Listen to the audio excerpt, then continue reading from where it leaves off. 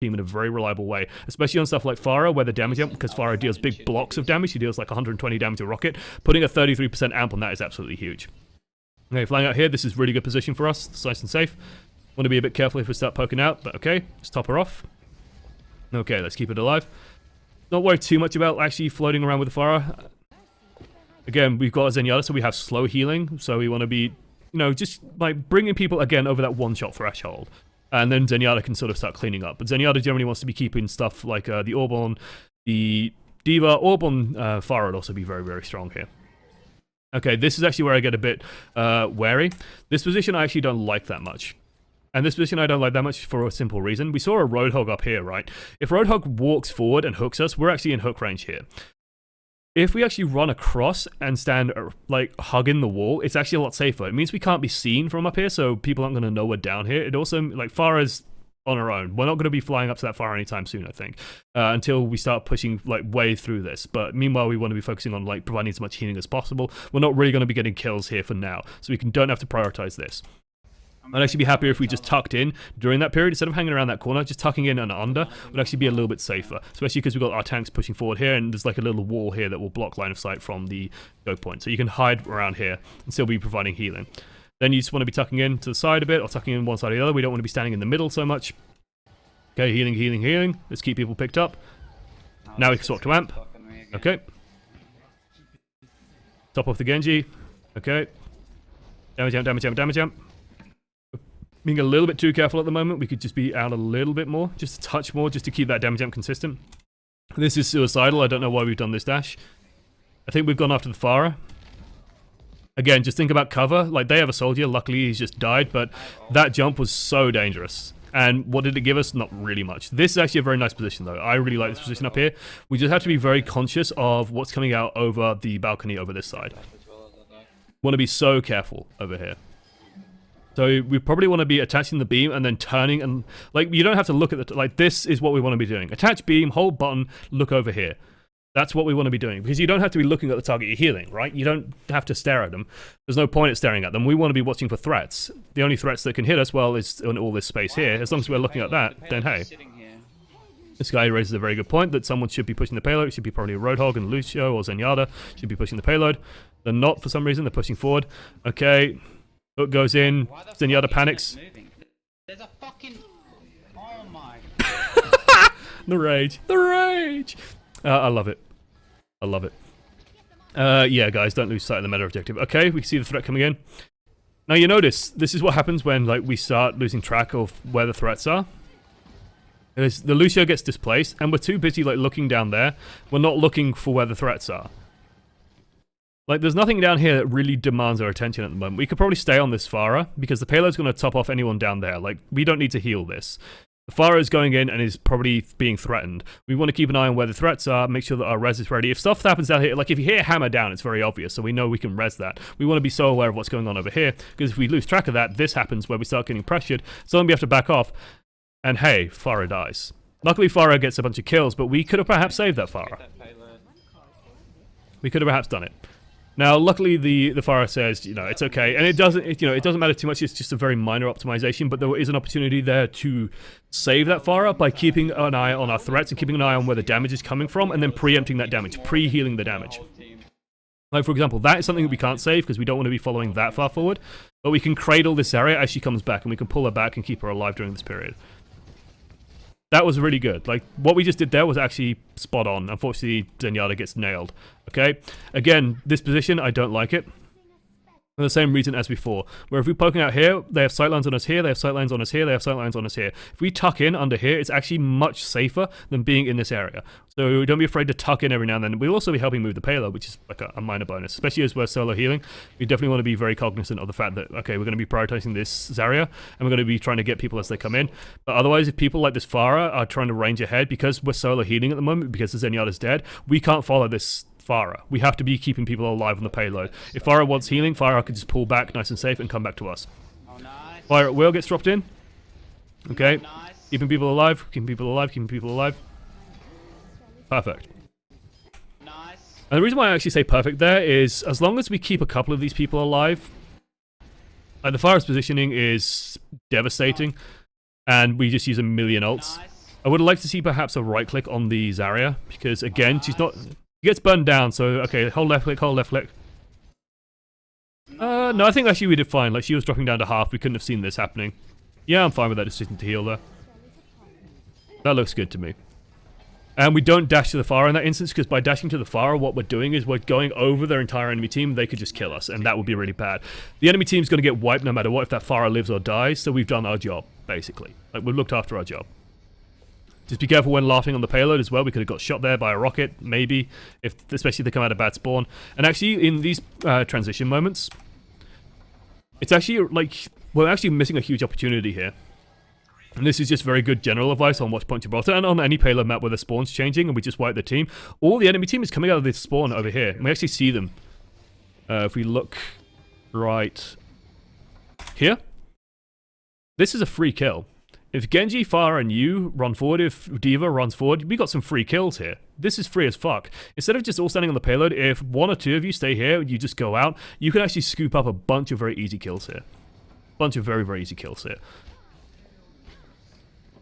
Like, always be aware that there is an opportunity when spawns shift, when spawns change, and Gibraltar is a fucker for this, that you can get massive advantages in the next phase by just going out, being a little bit aggressive, and getting some more kills. Luckily, Pharah does start getting them. You see the power of the damage amp rocket. Like, it's so good.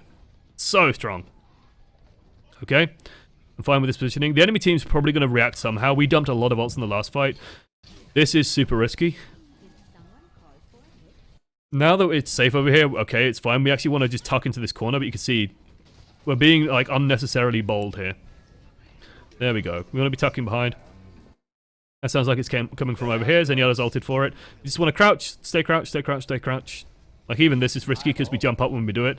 You notice Anna took a shot at us. If Anna took a shot at us and McCree took a shot at us, we could have died. So just staying crouched would have been fine. There's nothing they could have done to touch us. And if anyone dies to the high noon, we're there to pick it up instantly. Okay, they're dead. Nothing we could do there. Sorry, I got hooked.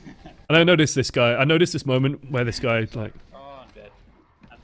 Why are you saying sorry? I got hooked. Why are you saying sorry I got hooked? So, guys, lately, let's just backtrack a bit because I'm going to do a speech. I'm going to do a fun speech.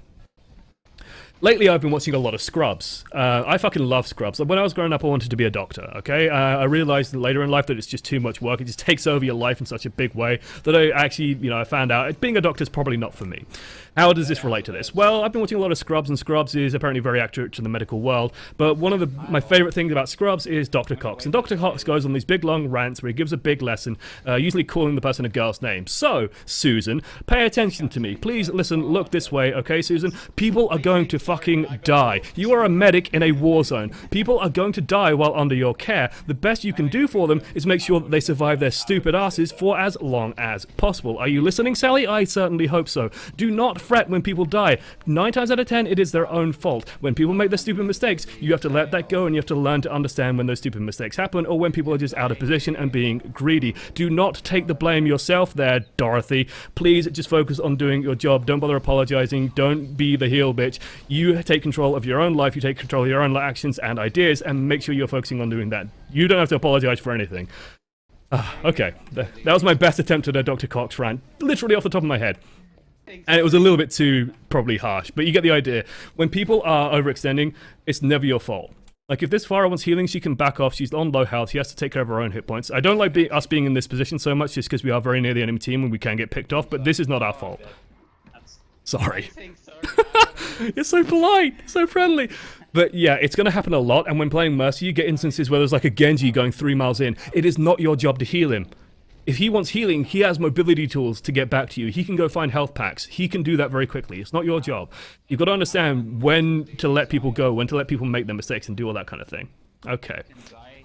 I'm glad people enjoyed the fucking Dr. Cox front. I love Dr. Cox so much. But yeah, it's going to happen.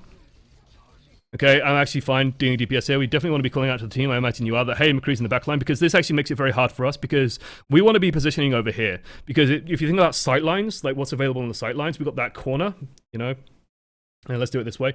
We've got the, it's more like this way. I don't know.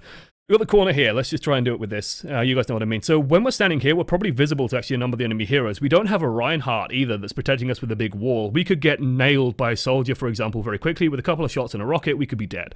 So standing in this position isn't safe, but being over here isn't safe anymore either because there's a McCree back here, so we got to get rid of that. So you and Zenyatta burning this guy down, I'm actually fine with. And you notice he gets the Zenyatta. Now we're actually a bit scared. Like, this McCree should be, and rightfully does, come for us, and we're going to die for it. That was not necessarily you guys' fault. Maybe, like, if you and Zenyatta maybe were a little bit more accurate. Oh, I'm actually quite tuning down volume. Like, maybe that could have been stopped, but honestly, there's not much you could do there. You're surrounded on two sides.